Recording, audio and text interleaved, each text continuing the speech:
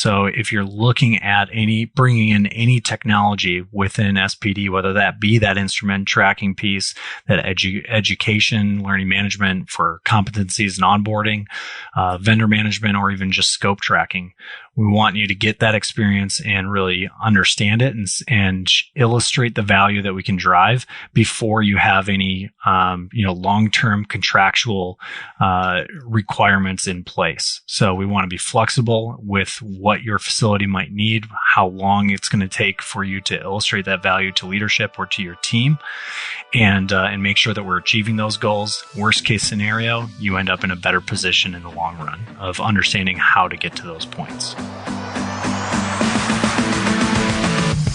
Rising above the buzz of ultrasonic cleaners and the clanking of stainless steel are the ideas and voices that are changing an industry. You're listening to the Beyond Clean podcast, the central nexus for the people, processes, and products that are improving our sterile processing world. Each week, we speak with frontline technicians, CEOs, engineers, and entrepreneurs with a common goal to help you bite dirty. Every instrument, every time. Whether you are tuning in for education or inspiration, we're glad you did. Now turn on those washers and turn up the volume. It's time to go beyond clean. On this Vendor Spotlight, we are going to be speaking with Jeff Wertz, the Chief Commercial Officer with Surgio Health, and we are going to be talking about their solution to not only do vendor management, but also instrument tracking, scope tracking, and their integrated learning management system that will do staff competencies and competency tracking as well. This episode going to be out on the Power Supply and Beyond Clean podcast. So we're going to be having a conversation that is overlapping between supply chain and sterile processing. And one of the great things, stay till the end. You're going to get information on how they're going to take a very creative approach with a no-risk free trial. So stay tuned for details on that. We're going to be right back with Jeff Wertz after a short break.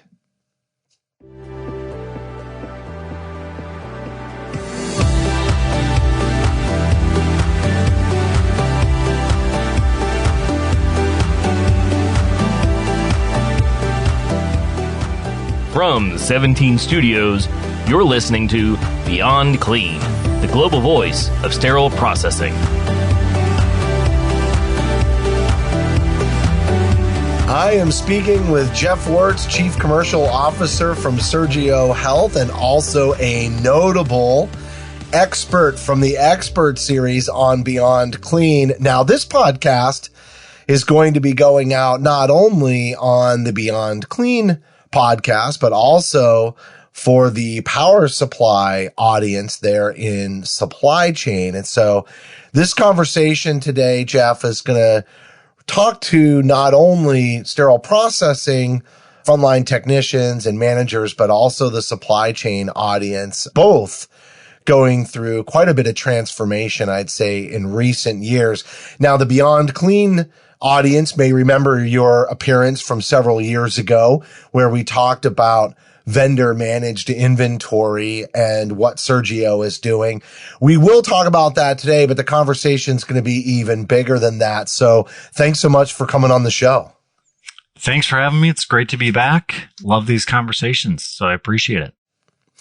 You know, one of the things that has been a big theme, I'd say, on both podcasts has been about how do we get data to really go flowing through the systems versus always having to have somebody taking data out of one system and translating it into the next system, and the types of visibility that we can get operationally and also financially to really improve, how we operate in healthcare, which has typically been silos, which is one of the benefits of having this conversation speak to supply chain and sterile processing, is to help break down some of those silos and have overlapping conversations so we can all work together. I thought maybe you could talk about your background, and it really does go back to that vendor managed piece, because you know very much what it's like to be a vendor that is supporting sterile processing and surgical services. Yeah, absolutely. So as a medical device rep, I did orthopedic trauma for several years around Chicago area and then Arizona, and saw a lot of the inefficiencies and dependence on, manual process, paper and pen, and just frankly, a lot of times, where there was a significant reliance on myself, where I thought that was kind of undue and a little bit, scary, frankly, at times, because if you're not able to get a hold of me and we're canceling cases because, information was not passed. So I think that's it's a great point of what you're saying there with the silos and the way that different divisions look at this department for sterile processing in general, and something that we're really passionate about addressing, because I think that's really what it comes down to. You ask someone in supply chain, about vendor management, or you ask someone in SPD about vendor management, and these things mean two completely different things to each individual stakeholder, each individual hospital system. Everyone's kind of speaking different languages. So to your point, normalizing that data with information and putting it to good use is a huge opportunity that we want to kind of bring to the market. So we're going to define vendor management in a second, but because we talked about the fact that you came on previously on the Beyond Clean podcast to talk about the vendor management solution with Surgio, I want you to talk about where the company started, but then also to be innovative, you're constantly coming with more to the table. And so maybe you can talk about the progression of the company and the value that you're bringing healthcare organizations today. Yeah, absolutely. So we were originally brought in from a health system that was working with that supply chain was leading their sterile processing department. They were running into a number of issues that ultimately impacted patient safety. So they were looking at new alternatives to what's traditionally been done. And given our background in the space where with Surgio Health, where we were originally focusing on and still are focusing on the logistics from the field into the hospital. So when we're talking about the manufacturers of those devices and what the reps do in the field, which is what I was doing, we were working with those organizations to improve that communication and the value that software can provide those organizations. And so what we were doing with the hospital system was to try to reverse engineer that in so that that visibility, that chain of custody, and improved processes can be implemented at the hospital. So when we first initiated that engagement, we were able to roll that out very rapidly, where we weren't looking to change a whole lot. What we were trying to do is just initially digitize that process to understand what's happening. And for a space as complex as healthcare, that's really where we believe you have to start at, is take what's currently happening without impacting a lot of the end users, a lot of the people on the ground in the hospital, without changing their workflows, and take the information at hand and then change the behavior to what your facility is looking for. So that's really where we started on the vendor management piece. And then, as we kind of continued onward, we kept uncovering different areas that were shortcomings of the old systems that were in place or lack of systems that even existed. So at this point in time, we have a vendor management module. We have an instrument tracking module, so that allows for all of SPD to be run independently. And then also a learning management system. And then even a scope tracking module at this point. So it's been a lot of progress and development over the past few years, and really focusing on that end user experience and information. Yeah, that learning management module, we'll talk a little bit about that towards the end, but I've had a chance to see that firsthand, and it has some really great implications around competencies and competency management in addition to learning modules. But one thing I wanted to kind of point out too is just looking at the lay of the land right now. It's almost like what you might have looked at three different parties, right? The people that are providing the service within the hospital. So in this case, sterile processing or the operating room, surgical services. Then you have the people that are managing the contracts and the utilization and the vendor relationship, from a business perspective and supply chain. And then you had the vendor, but I almost want to say that the vendor is now two different components too, because things changed a lot heading into the pandemic, where a number of the vendor representatives are now 1099s. That grew in the way that those Salesforce forces changed, and it also changed the nature of the relationship between the rep and the vendor company. And so having the data back to the vendor company has not been triangulated anymore, but now there's 4 different stakeholders in many cases that are coming to the table, which only enhances the need for a technology, which brings us back to that vendor management component, and we'll start the conversation there. You said at the beginning, there's 2 different definitions. If you're talking to somebody in sterile processing, vendor management means something different to them than it does to somebody in supply chain. And so what is the difference in your mind? And let's define vendor management for what it means to those parties today. But then I'm going to ask you what it should mean and where we should really be taking that conversation. Yeah. And I'd preface this by saying there's obviously no written definition of this by anyone, but the way I think that a lot of the sterile processing individuals look at the vendors as, what are they bringing in? How are they interacting with making sure that the cases are running smoothly? All of the trays that are required, resetting those different instrumentation sets, and just kind of working on a day-to-day basis with them to make sure that each case is running smoothly, versus supply chain, who's kind of just lightly involved with it. They're not in there necessarily day-to-day. They're probably working with those vendors more so on contract negotiation that comes up every, year or two, however often with that contract. But then also, if there are disciplinary issues, then sometimes supply chain is brought in with that. But then outside of that, I think vendor management, a lot of people just look at like credentialing systems and how are they interacting with that and making sure that they're crossing their T's, dotting their I's before they're getting into the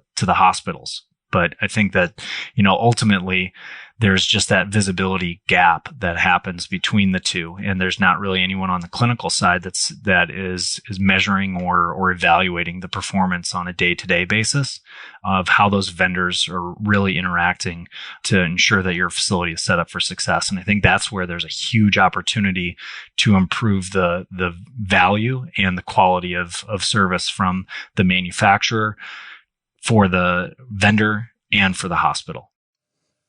Yeah, I feel like getting supply chain and the clinical team members to be able to talk the same language about the vendor, even though they have different perspectives, it's not always a challenge necessarily. It's more getting the information and the KPIs in alignment. And when you talk about that contract negotiations piece, sometimes if that alignment isn't there and the measurements aren't visible to both parties, then it's hard to keep them on the same page, especially as conversations are being had with the vendors themselves. And honestly, it's those contract negotiations on the clinical side that, if they're run really well, can bring some enhancements and support and smooth things out for the clinician's experience, right? In sterile processing in the operating room. So that's really key. And I see what your vision is in terms of like what vendor management should really be. But a lot of that, again, comes back to this data piece, and there's this gap. Can you talk about that gap in the data information, and if we had good data, what this really could look like?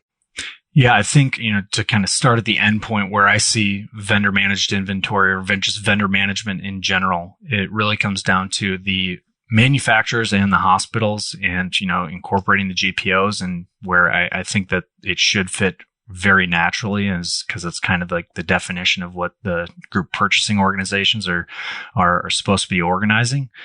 But it's actually having the manufacturers help with the demand forecasting or management of the amount of supplies that are on site. So a lot of the issues that are currently exist at many facilities is, just expiration management. Also organizing what type of inventory you have on site. Is it owned by the hospital? Is it consigned? Is this inventory that's just been loaned in on a short period of time? And who's managing all of that? And a lot of times it's this third party vendor in the middle who's responsible for moving all these things around significantly. And there's not a lot of interoperability between any of the systems, between the manufacturer, between the distributor vendor in the middle, and the hospital. And so everything ends up riding on that rep to make sure that all of the instrument sets are available, that all of the implants are available as well. And then how are they managing those things on the shelf is still, reliant on what the rep is doing. And in a lot of cases, the manufacturer is not able to control that very much. And the hospital hasn't taken the reins from the reps to be able to do that effectively because they don't quite understand all the intricacies, that go into every single one of these procedures and the device management required. So where technology brings this is, providing some of that visibility and interoperability between the different EHR systems, between whatever the logistics management is for the manufacturer as well. But a lot of this is still very, very manual. So everything really needs to go from 0 to 1 of establishing what KPIs are expected. And the way I see the future of this being, though, is actually evaluating a contract based on the performance of quality, but also connecting in with your EHR so that the manufacturer can have the foresight and forecasting required to make sure that all the inventory is available, and then holding them accountable to those things. Just kind of very basic first principles of getting the right performance of what you're looking for to reduce case delays, cancellations, any concern for, lost or expiring inventory, things like that can, throw things off the rails very easily. Well, so that brings up that whole interoperability piece, is connecting the data from the different systems so that you can have something that's a lot more fluid. Because you're right, when the data doesn't flow from one system to another, i.e. like an open API, then you can't do any of that forecasting or that projections. You can't do things that are proactive to help prevent things like case delays. And another thing is a lot of the vendor managed inventory solutions don't necessarily connect to instrument tracking. And so that's kind of a challenge too, is just knowing, the inventory when it was checked in, is it available? And then where does it go after it comes in? And I know this was something that you and I talked about, was when you talk about the instrument tracking component, sometimes people think, oh, I have a tracking system. I know how many times this instrument set was used or something along those lines. But you said something really interesting to me, which was a lot of people think they have what they need when they have instrument tracking, but it doesn't give them strategy. And so simply having instrument tracking does not mean you have an effective strategy or that you're able to adjust that strategy accordingly. Do you want to expand on that? Yeah. My manager, when I was at Stryker, the person in charge of all the logistics, actually works with us here at Surgio now as well. But he always kind of referred to it as you can give someone a rock and a stick, and how they're going to use it is really up to that individual. And I think the rock and the stick is the instrument tracking system. It's much better than no tracking system, but at the same time, I've seen facilities that can run pretty effectively without one. The benefit of having an instrument tracking system in place is supposed to be that it's going to make things easier in the long run. That's the point of digitizing these things, is to make, the work at hand a little bit easier over time and incrementally better. And in a department where there's such high turnover, especially, it should be leveraged much more effectively to make sure that anyone's onboarded very efficiently and effectively. But then also, how are we strategizing around this? How are we taking the data that we're getting within the system and turning that into information of how we're improving? What kind of strategies are we able to put in place? What kind of key performance indicators are we looking at as a department with the clinical teams, with the supply chain teams, to advance these different initiatives?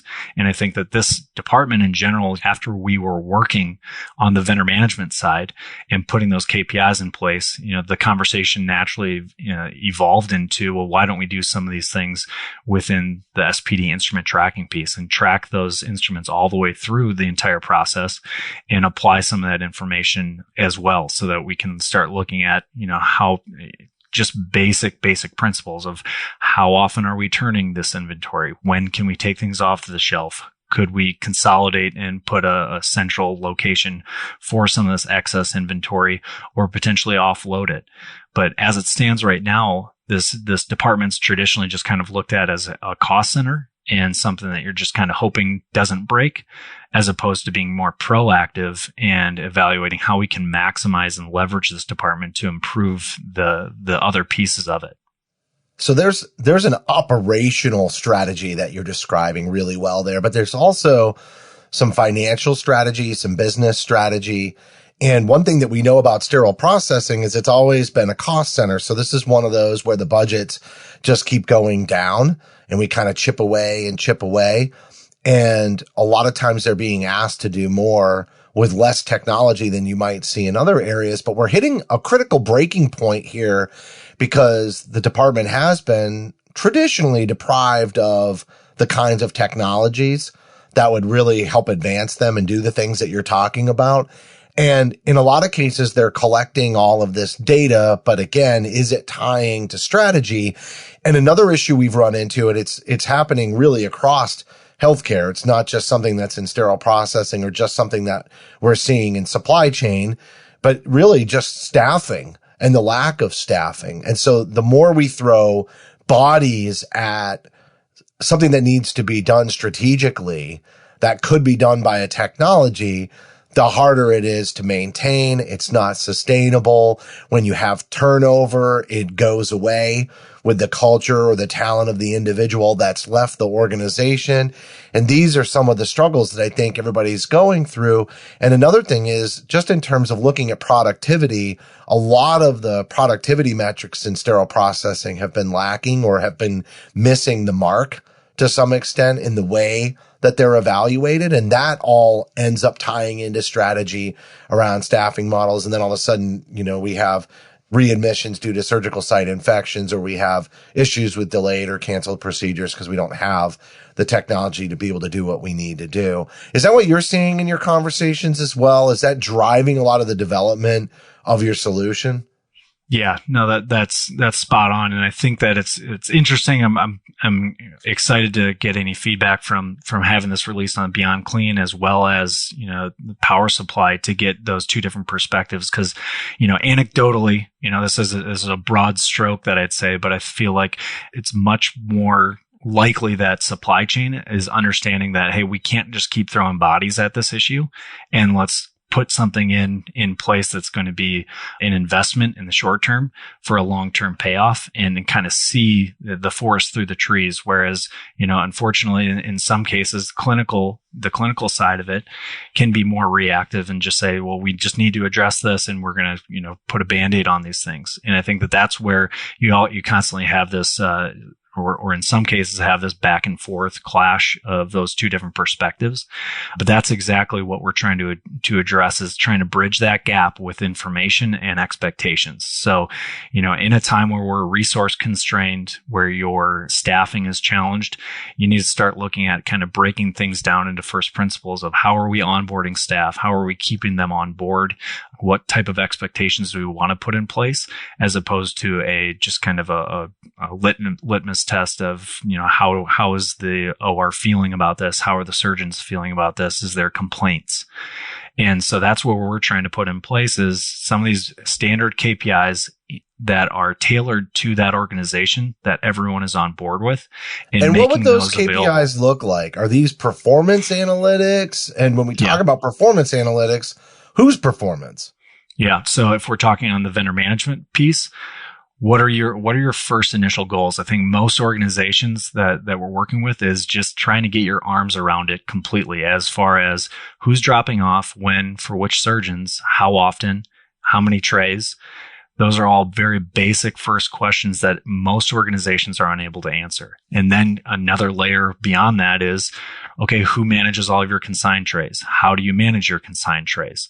And these are all just different steps towards more complex, more automation. But you have to really start at the point of just understanding what's currently happening before you can shape it. So if you go to the SPD side, or where you're just doing the instrument tracking, what we try to do is, at a baseline, how many of your templates are complete?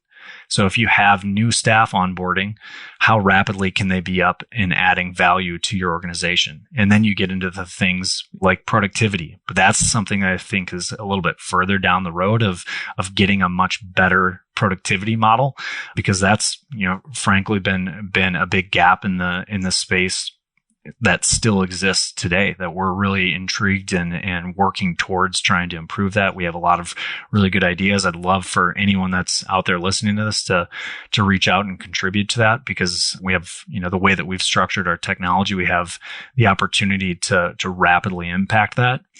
So there's different KPIs for each of these. And then for things like, the onboarding piece, that's where we put in that learning management system that allows for presenting to or onboarding new staff members and then keeping track of those competencies very, very easily without requiring more tasks for these understaffed managers of these departments or educators within these systems that have a difficult time, that are spending a lot of their time, frankly, just trying to move the papers around and keep them organized it's the in case they get documentation regulated. Piece, Jeff. What happened? Precisely. I think that was the thing that really stuck out to me when I saw the way that your learning management system works, and specifically around competencies is, all of this is a SaaS solution. So we'll talk about the benefits of being a cloud-based solution.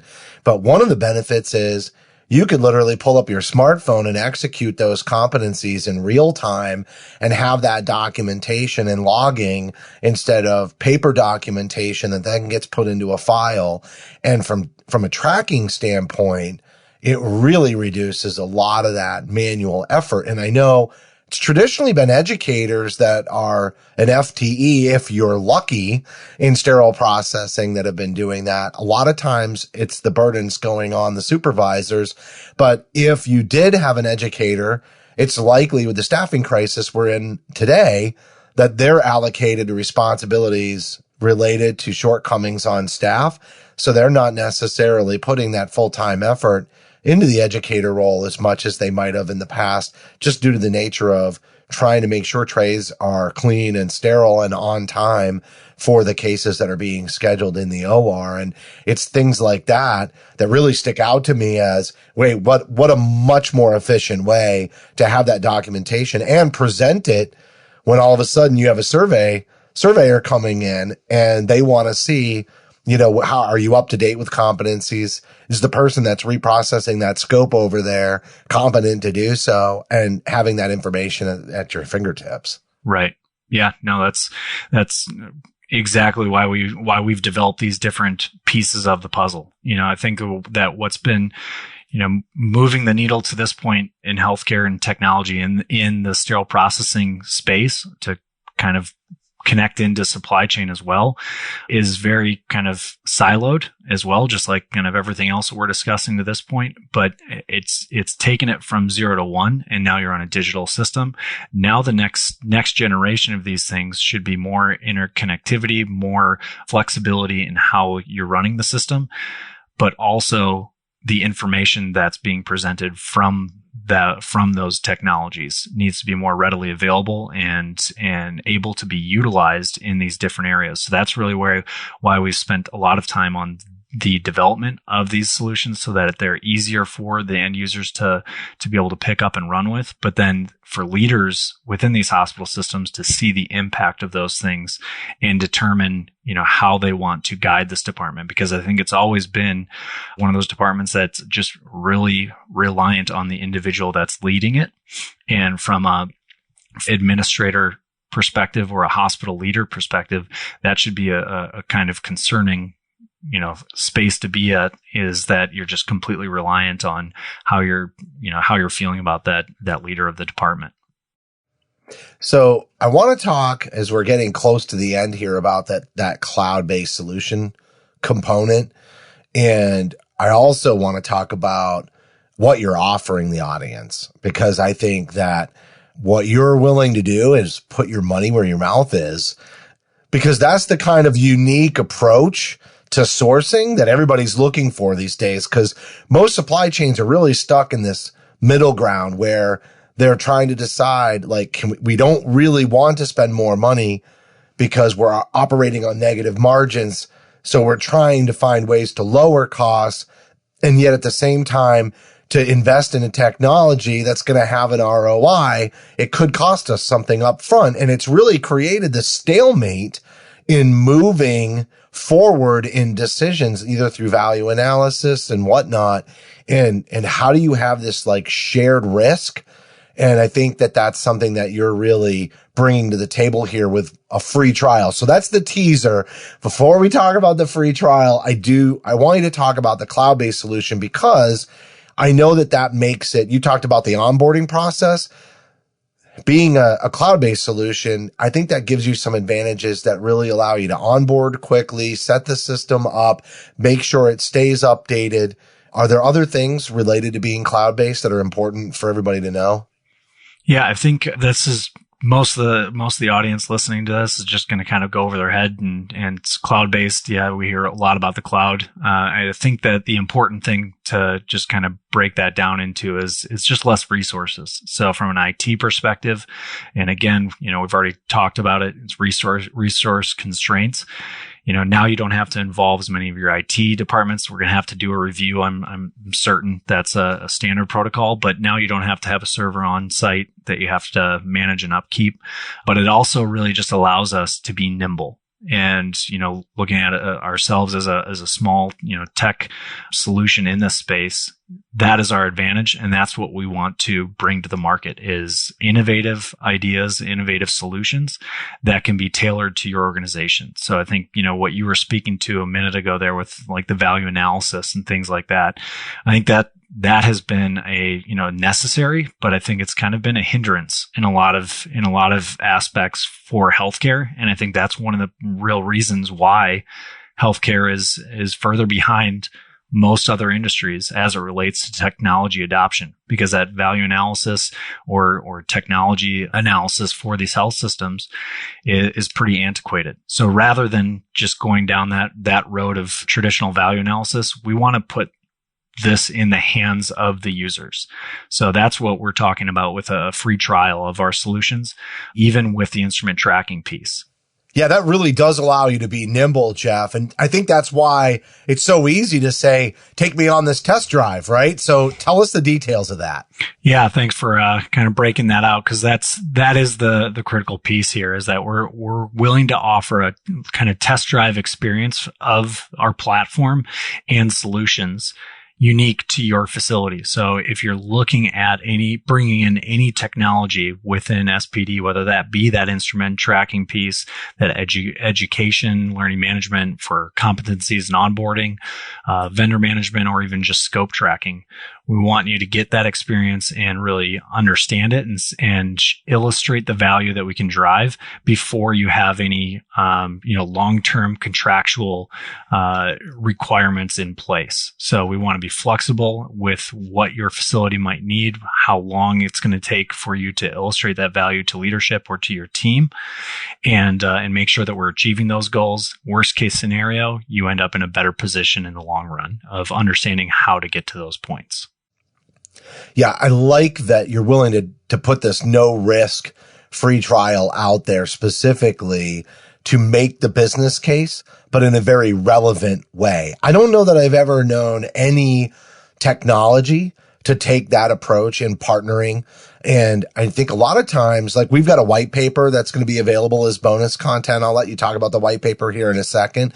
And a lot of times we bring those white papers, but to really go through the process of implementing a technology, standing it up, and then the cost that's associated up front, that can be a very lengthy review.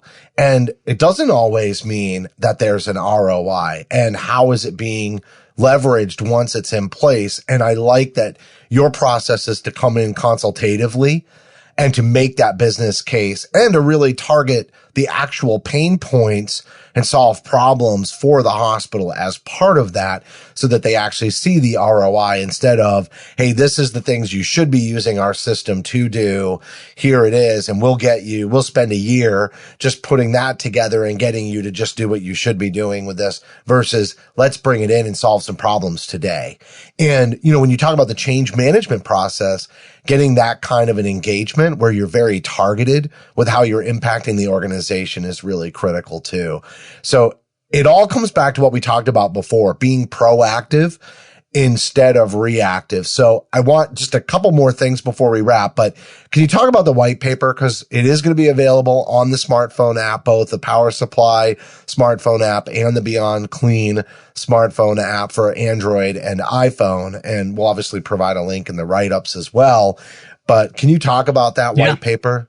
Yeah. So, and this is a couple years old at this point, but it's essentially kind of shining light on the opportunity that we presented with our development partner in developing the software. So that's around clinical variation, the number of sets that are being brought in just as a baseline of this, as well as the opportunity around reduced surgical site infections and issues around, just the processing from a daily basis. So there's a lot of content in there that people can review.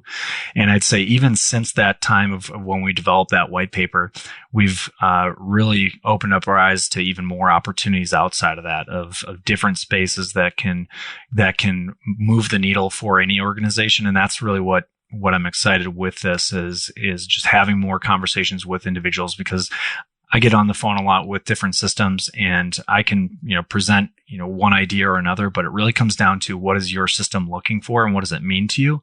And that's where we want to try to do something different in the space. And it's, I appreciate you pointing out, like, there's not a lot of this that's been done in the healthcare space for sure. But I think, like everywhere else, there's kind of a small expectation that, like, let's prove it out. Let's give it a shot. Let me use the system for a little while and see if it is actually going to add value or not. And we want to bring some of that from what other industries are used to and bring that into the healthcare setting and really, work with the system. And in the worst case scenario, I think you end up with being better off, because if you are looking at, hey, we want to put in an instrument tracking system, but we're going to have to go through all of the value analysis. We're going to have to put together an RFP. We have to involve all these different departments. And now it's something that, hey, let's just have a conversation. Let's see where there's a good starting point for this, what this process will look like. We're going to give a solid amount of time for these systems to be able to use the system and actually see how it can impact them. But now, in the worst case scenario, you don't want to be using it anymore. Now you know what it requires, and likely, hopefully your data is going to be much more clean, so that in the future, whenever you do want to do that, you are more well prepared for that transition. I think it's pretty difficult for anyone at this point to say that you're not eventually going to go to a digital solution. And, I want to be that first conversation with anyone that's interested in looking at that. Yeah. And I want to put this out to the ASCs, or ambulatory surgery centers too, because that's an area where I don't see as much technology, and there's clearly a big movement towards vendor managed inventory. More and more, those procedures are going to be done in that setting, and having this kind of information is going to be important. And if you're interested in the test drive opportunity with Surgio, just go to surgio.com/offers/test-drive. That's surgio.com/offers/test-drive, or you can send them an email directly to hello@surgio.com. That's SURGIO.com. And so, Jeff, this has been an excellent discussion. I mean, I really do think this trial and the way that you're going into let us make an impact before you decide to move forward with the solution is really important. And it's going to be a lot of lift on your team's side, and you're willing to invest in the prospective customers that want to evaluate your solution. So kudos to you all for taking a very creative strategy on that. Is there anything you want to add before we wrap up today? Yeah, I think first off, I appreciate that. And that's mostly the kudos to my team. So I have high trust in our ability to deliver on these things and work with each individual facility to meet their needs. But I'd just say, there's a lot of opportunity in this space to improve, utilize next level functionality of going down the road of RFID, machine vision, all of the future discussion, that we touched on some of today, of where we can get vendor management to be completely automated, or have, the best productivity models for sterile processing in general.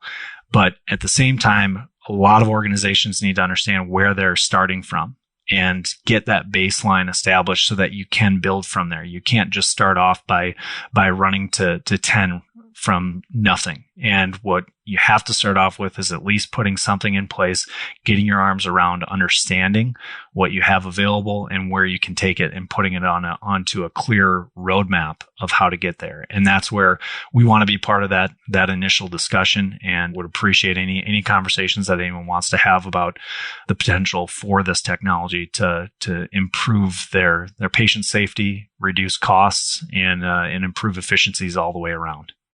All right, Jeff, great job. Thanks so much for coming on the show. Thank you. Appreciate it.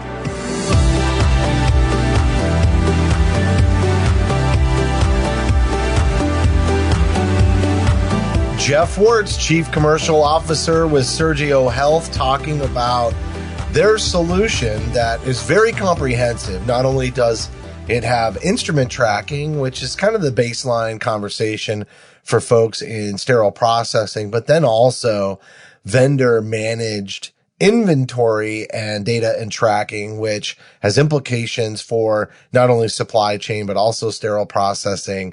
Then you have the scope tracking component, and something that I think is really important and coming down the wire, but education, the learning management system, and the ability to track competencies. So we walked through a lot of that, but we also talked about the importance of really having all of that data flowing fluidly through multiple systems. And I think having that cloud-based open API platform is really where the industry is going to be headed.